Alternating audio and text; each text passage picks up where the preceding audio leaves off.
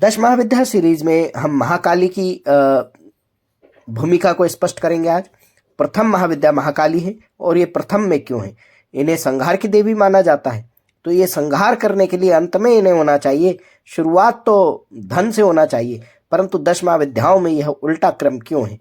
धन को अंत में रखा गया है और विनाश और संहार की देवी को प्रथम में रखा गया है। यह अत्यंत गूढ़ रहस्य की बात है। तो आइए आपको बताते हैं आज कि महाकाली का स्वरूप क्या है, वे क्या है और किस लिए प्रथम में है। इसी पर हम चर्चा करते हैं और कर लेते हैं मातंगी महाकाली की आराधना। और उसके पहले जो लोग चैनल से नए जुड़ते हैं, हमारे वीडियो पर आए हैं, वो चैनल को सब्सक्राइब करें, लाइक कमेंट शेयर करें, बेल आइकन को ऑल पर सेट कर दें। हमारे यहाँ बिना गुरु के किए जाने वाली विद्याओं को भी सिखाया जाता है, साधना दी जाती है। तो जो लोगों के पास गुरु नहीं है वे भी हमसे आकर के जुड़ सकते हैं, हमें मैसेज कर सकते हैं। नीचे आपको स्क्रीन पर व्हाट्सएप नंबर शो किया जाएगा, आप उस पर कमेंट कर सकते हैं, मैसेज कर सकते हैं।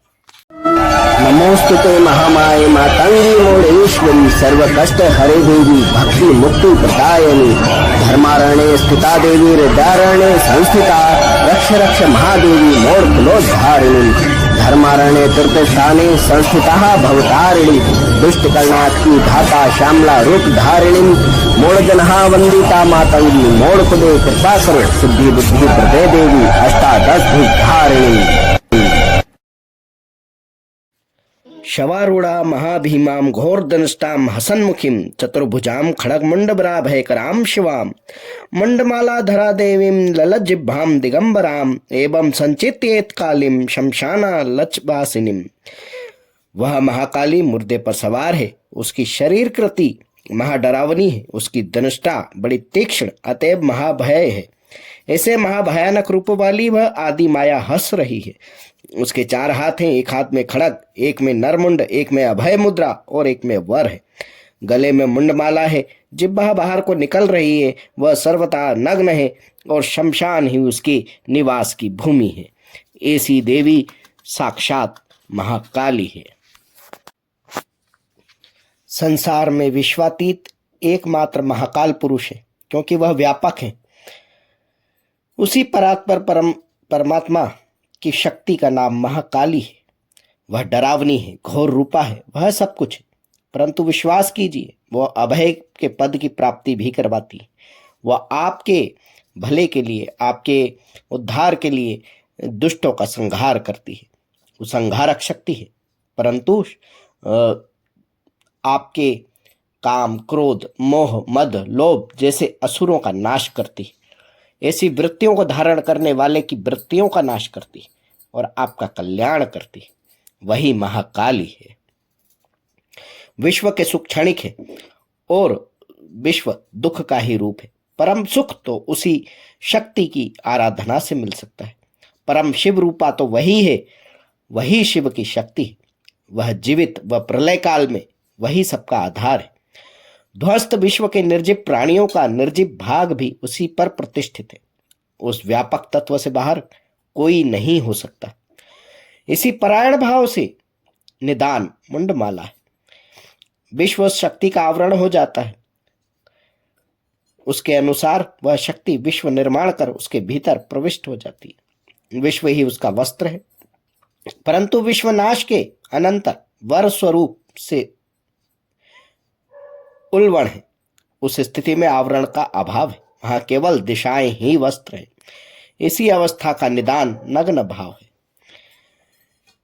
हमने महाकाली को नग्न क्यों दिखाया जाता है टॉपिक पर एक वीडियो बना रखा है, उसी के बारे में यहाँ चर्चा चल रही है। आप वहां प्लेलिस्ट में जाकर के वीडियो को देख सकते हैं, अधिक जानकारी प्राप्त कर सकते हैं। महाकाली क्यों है, उन्हें महाकाली क्यों कहा जाता है, उसके बारे में भी वीडियो है। काली कितने प्रकार की, उसके बारे में भी वीडियो है। तो महाविद्या सीरीज में हम जो बात कर रहे हैं महाकाली के स्वरूप की, उनके वर्णन की और वो किस प्रकार से कार्य करती हैं उसके बारे में। यह महाशक्ति पूर्ण विकास का काल है, विश्व का प्रलय का काल भी, यानी कि आदि और अंत यही शक्ति। सारा जीवन जब शमशान बन जाता है तब उस तपमोमयी का विकास होता है। शमशान इसी अवस्था का निदान है। यह है महाकाली का स्वरूप।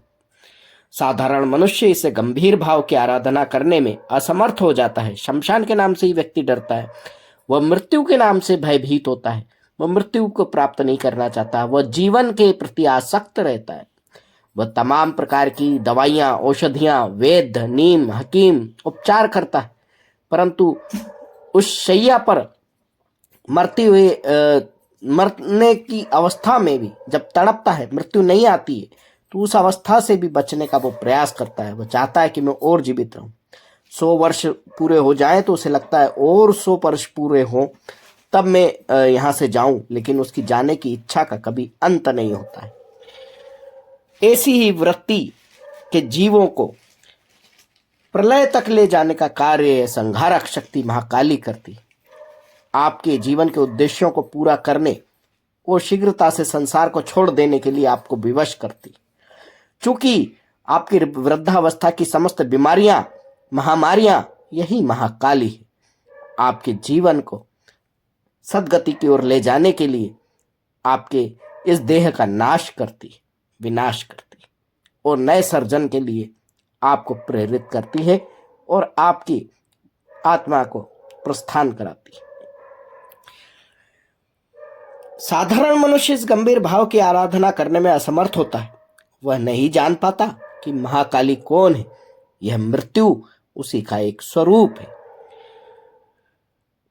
उसके कल्याण के लिए परम कारुणिक महर्षियों ने निदान द्वारा पूर्वोक्त प्रतिमाओं की कल्पना की, यानी कि महाकाली के तत्व रूप को समझ करके हमारे ऋषियों, मुनियों, महर्षियों ने उनके रूप, स्वरूप आदि का चित्रण किया है, उनका वर्णन किया है और इस देह के अंत का कारण बताया है। उन्हें सृजन और विनाश की देवी कहा। वही परम सत्ता आपके कल्याण के लिए उद्धारक होती। आपको जीवन से वैराग्य और संसार से वैराग्य उत्पन्न कराने के लिए तमाम तरह की परीक्षाएं लेती है, तमाम तरह के कष्ट, संकट आपको देती है। आप उससे लड़कर पूरे जीवन की यात्रा को समाप्त कर अगले पड़ाव की ओर बढ़ जाते। यही स्वरूप महाकाली है। इन सब बातों से हमें क्या लाभ प्राप्त होना है? तो इसका उत्तर यह है कि सारा जीवन हम पशुओं की भांति पशुवत व्यवहार करने के लिए पैदा नहीं हुए हैं। हम इसलिए पैदा नहीं हुए हैं कि हमें खाना है, पीना है, सोना है और मर जाना है।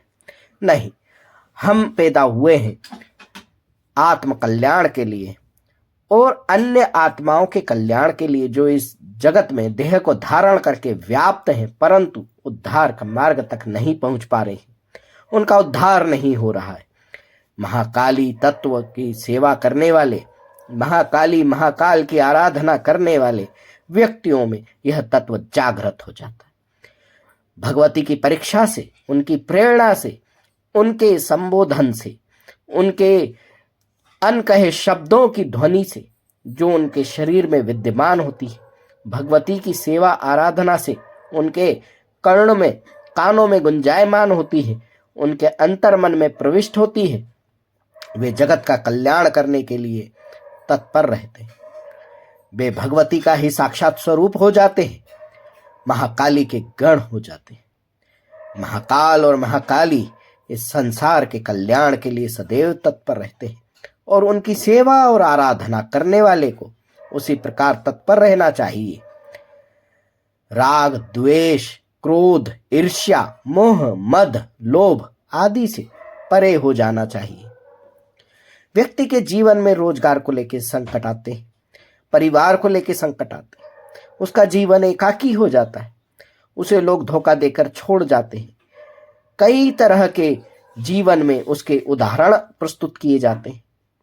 उसके भक्ति मार्ग को परखा जाता है, उसकी तटस्थता को परखा जाता है, लेकिन उसे संसार में रहते हुए संसार से विरक्त कर दिया जाता है। यही महाकाली है, यही प्रथम शुरुआत है, यही आपके अन्न सिद्धि साधनाओं के क्षेत्र में बढ़ने का प्रथम मार्ग है। जब शिशुवत आप पैदा होते हैं, आपके अंदर कोई संस्कार नहीं होते हैं, आपके माता पिता कुल के द्वारा आपको संस्कार दिए जाते हैं। आप जहाँ पैदा होते हैं उस परिवार के क्या रीति नीति नियम है, उसके आसपास का कैसा माहौल है, वह सब आप देखते सीखते हैं। वहां जीवन यापन की क्या पद्धति है उसको आप सीखते हैं, उसके अनुसार आप आचरण करते हैं। यह सब भगवती महाकाली की कृपा से ही प्राप्त हो सकता है। जिनको सद्ज्ञान देने वाले माता पिता प्राप्त होते हैं, सद्गुरु प्राप्त होते हैं, उनकी शिक्षा दीक्षा समाज के कल्याण के लिए होती है, उनके आचरण व्यवहार जन कल्याण के लिए होते हैं। यह सब भगवती महाकाली की कृपा से ही प्राप्त होता है। यह सब प्रथम सीढ़ी की बात है। आप प्रथम सीढ़ी पर जब चरण रख देते हैं तभी आप मंजिल की ओर चढ़ने के लिए सीढ़ी दर सीढ़ी प्रस्थान करते हैं। आपकी आध्यात्मिक यात्रा का, आपके जीवन की प्रथम यात्रा का यही पहला चरण होता है, जिसकी अधिष्ठात्री देवी श्री महाकाली है। यह सभी 10 महाविद्याएं देवी पार्वती से उत्पन्न होती हैं और उनमें विलीन हो जाती है। यही शिव की परम शक्ति मां पार्वती, शिव की परम शक्ति स्वरूपा आद्य शक्ति महाकाली जगत के कल्याण के लिए भिन्न भिन्न स्वरूपों में प्रकट होती है। काली कई रूपों में प्रकट होती है, कई देव शक्तियों के साथ अपने आप को एकाकार करके, शरीर को धारण करके अपने स्वरूप का दर्शन कराती है। वे भक्त जो देवी दुर्गा के उपासक हैं या किसी नारी शक्ति के उपासक हैं, वे सभी महाकाली के अत्यंत प्रिय हैं। इसीलिए महाकाली कहती है कि जो मेरी शरण में आया है उसकी रक्षा का भार मुझ पर है, उसके कल्याण का भार मुझ पर है। काली हूं मैं, महाकाली हूं मैं, यही उसका उद्बोधन है। जय मोडेश्वरी, बोल बम, जय माता दी। ओम मणिक्यमणावप्लाल्यन्तीं मदालसां मञ्जुलभागविलासां महेन्द्रनीलं द्युतिकोमलाङ्गीं मतं कन्या मनसा स्मरामि।